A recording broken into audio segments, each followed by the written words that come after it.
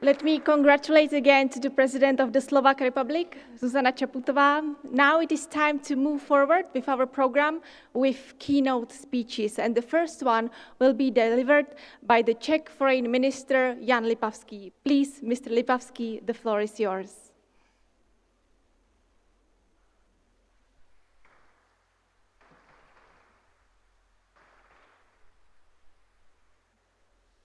Ladies and gentlemen, dear friends, this conference offers us several opportunities.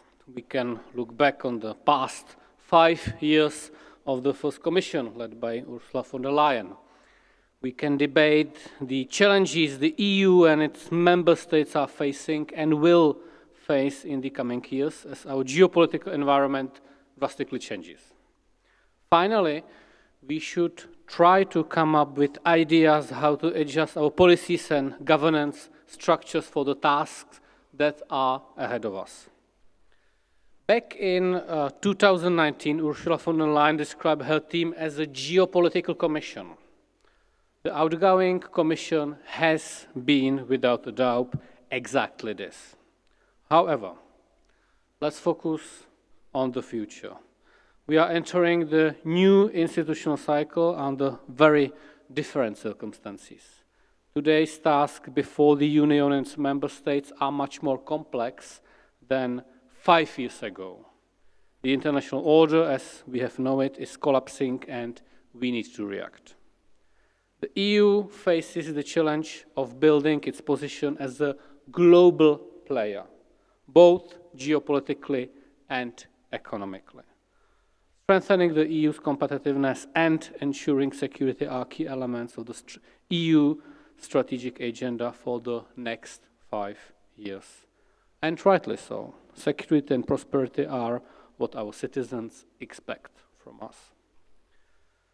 One issue will be crucial for Europe's future. That's one issue is how we deal with Russia's brutal aggression against Ukraine and its increasingly aggressive posture against the West.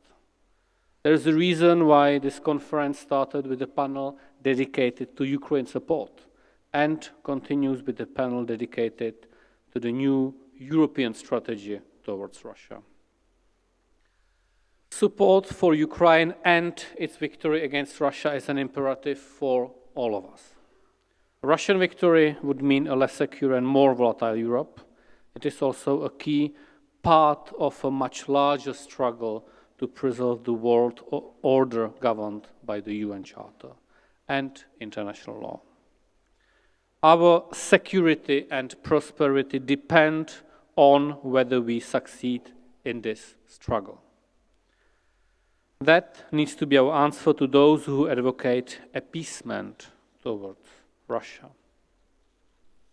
We all know the political calendar. In the past, following the EU elections, the EU would spend months focused on its internal political debates, building consensus and putting together the new Commission. Even more so given the results of the elections that provided no clear-cut majority. The EU's ambition must be a global player. Global player must be able to ensure its security and project it. Therefore, we have to act quickly on developing our defense industry that has been neglected for decades. In the spirit of open strategic autonomy, we need to work harder on opening up to the outside world, creating mutual beneficial economic and trade partnership. This would, among the other things, strengthen the resilience of our supply chains. On the other hand, the EU cannot be the lamb among wolves. We need to learn how to defend ourselves from unfair practices and strike the right balance between the two goals. Finally, let's keep the momentum for enlargement to include the Western Balkan countries and the associated trio. We are glad it is among the priorities of the Hungarian presidency, as it can make a significant contribution to the security, stability and prosperity of the EU as a whole. Ladies and gentlemen, we all want the EU to remain a successful global player, respected by the other powers, namely China or the US. To succeed, we need an authority and an effective strategy. To have an authority in the global arena, we must first and foremost ensure security, stability, and prosperity on our own continent. This means pacifying Russia and dismantling its imperialistic intentions. It is also about our defense and security capabilities, the quality of our economies, and technological advancements. In dealing with our adversaries, we need to apply creative strategic communication and closely coordinate with allies and like-minded partners. Our natural authority stems from democratic values, human rights, and respect for each individual. Our traditional allies with other liberal democracies, in first place with the United States, reinforce our natural authority globally. We need to look after these alliances. Thank you for your attention. Thank you.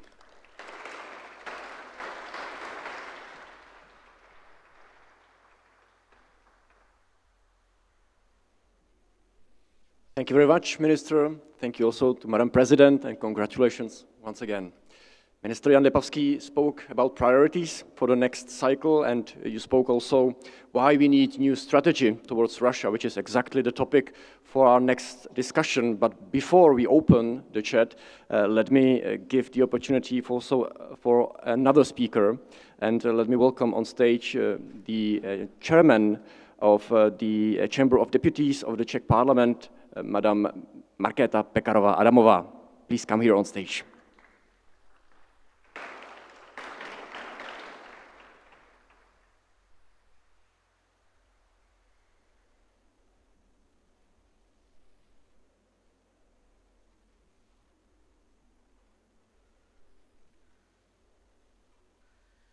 Madam President, dear Minister Lipavský, distinguished panelists, ladies and gentlemen, dear guests. It's my pleasure to speak today at the Prague European Summit and to open a discussion focusing on a highly important topic, the new EU strategy towards Russia. We are meeting here today in the new context defined by the recent election to the European Parliament. While we are still digesting all the different news, some of them quite surprising, we can surely agree on one thing. The elections did not produce a European Parliament that would be less supportive for Ukraine and friendlier towards the Kremlin than the previous one. Of course, many voters sent a clear signal of disagreement with some policies of the EU and with the national governments. But in their majority, they did not question the strategic imperative that the EU has to protect itself and its allies from the Russian aggressive behavior. Quite the contrary. The strongly pro-Ukrainian European People's Party, which my own party belongs to, will remain the biggest power in the European Parliament. It even gained 10 extra seats. This is the context in which the new EU strategy towards Russia will be formulated. And I hope that the recommendations produced by this conference will contribute to the process. When we look at the 5 principles guiding the EU's policy towards Russia, formulated in 2016, we have to ask ourselves how it is even possible that these points were adopted 2 years after the illegal annexation of Crimea and aggression against Ukraine, and we still believed that an engagement with Russia would be possible. It was a profound mistake. On the other hand, some of the principles are still relevant under the condition that they are implemented genuinely and in a coordinated manner, concretely strengthening the resilience of the EU in the areas of energy security, hybrid threats, or strategic communication, must definitely remain our priority. Also, enhancing relations with the EU's eastern partners should remain our priority. Plus, a realistic perspective of EU membership must be offered to those who are ready to meet the criteria. At the same time, the EU has to present concrete and tangible benefits for the inhabitants of Ukraine, Moldova, Georgia, and other countries. Otherwise, our credibility would severely damaged and Russia's position would strengthen. Another principle that is still relevant is the need to support Russian civil society. I am personally engaged in cooperation with the Russian organization Memorial, which faces brutal repression by Putin's regime.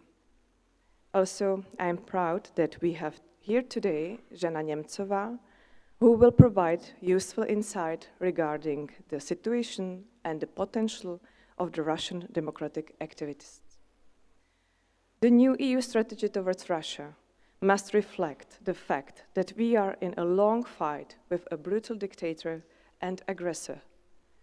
Therefore, we must think well beyond what was conceivable in 2016. We absolutely have to abandon the concept of normalization of relations with Russia. As long as the Kremlin breaches all possible rules, illegally occupies territory in several countries, and is ready to indiscriminately attack civilians, including in this very city, by the way, there is no way of discussion a return of business as usual.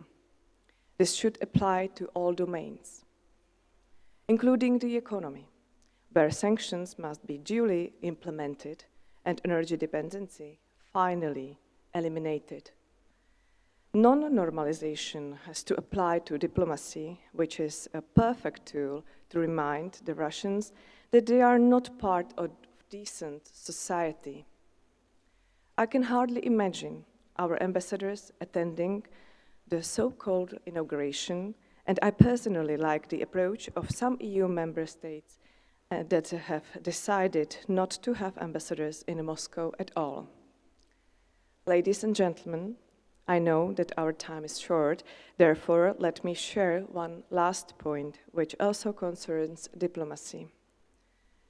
Instead of engaging with the Russians, the new EU strategy should focus on global outreach and advocacy efforts.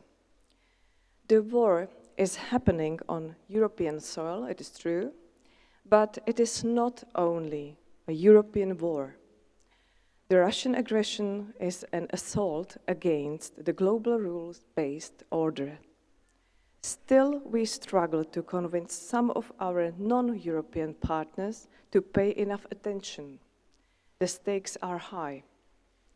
Because if we do not manage to keep them engaged, Russia will be able to circumvent sanctions, increase its energy exports, and thus generate enough capacity to wage a long-term war.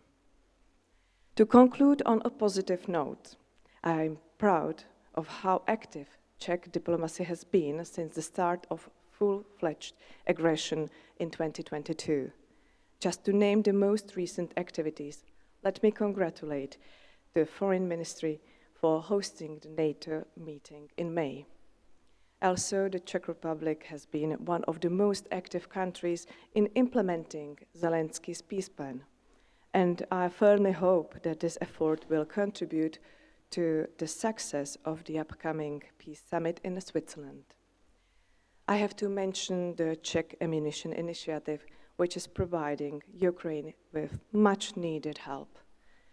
The initiative is also a great source of inspiration.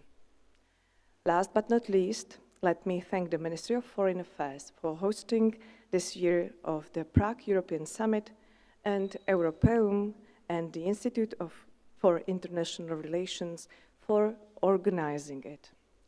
I wish you a fruitful and enriching discussion. Thank you.